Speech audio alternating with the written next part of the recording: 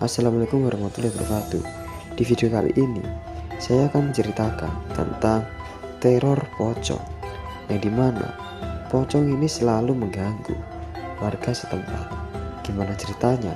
Langsung saja ke videonya. Di sebuah desa kecil yang terletak di pinggiran hutan Jawa Barat, terjadi serangkaian kejadian misterius yang mengguncang ketenangan penduduk desa.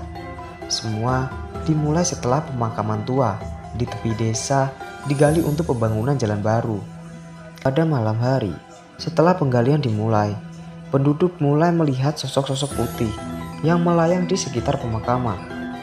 Sosok-sosok itu memiliki ciri khas yang menyeramkan. Mereka berjalan dengan langkah yang lambat, tertutup kain kafan putih dari kepala hingga kaki. Wajah mereka tertutup rapat oleh kain tersebut, kecuali hanya terlihat mata mereka yang memancarkan cahaya hijau redup di kegelapan malam. Pertama kali terlihat, penduduk desa mengira itu hanyalah imajinasi atau ilusi dari kelelahan.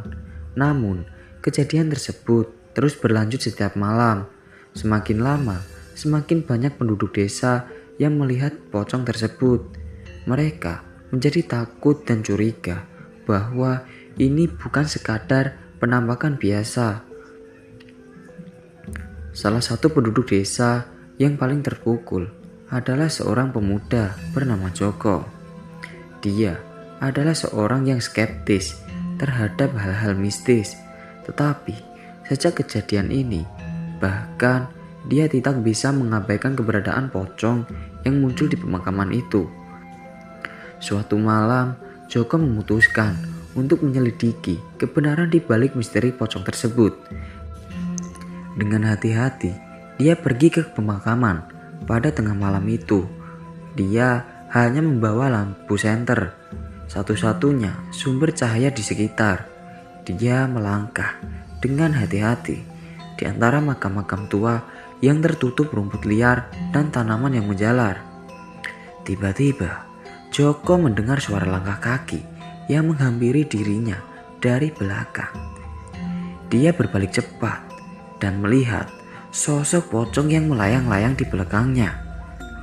Jantungnya berdegup kencang, tetapi dia berusaha tetap tenang.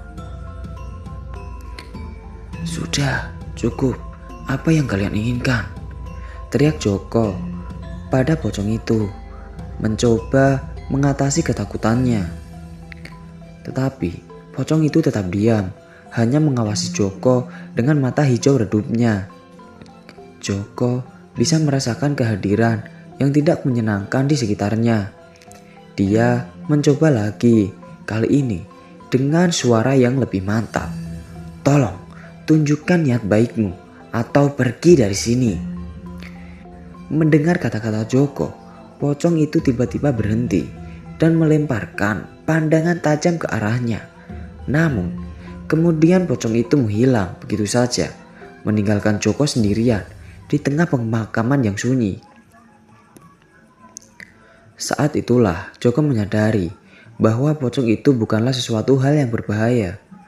Mereka adalah roh-roh yang terperangkap di antara dua dunia, mencoba mengungkapkan pesan atau permohonan bantuan. Mungkin mereka tidak tahu cara berkomunikasi dengan cara lain kecuali dengan tampil sebagai pocong yang menyeramkan.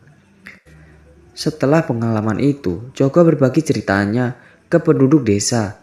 Mereka kemudian mengatur upacara untuk memberikan penghormatan kepada roh-roh yang terperangkap di pemakaman.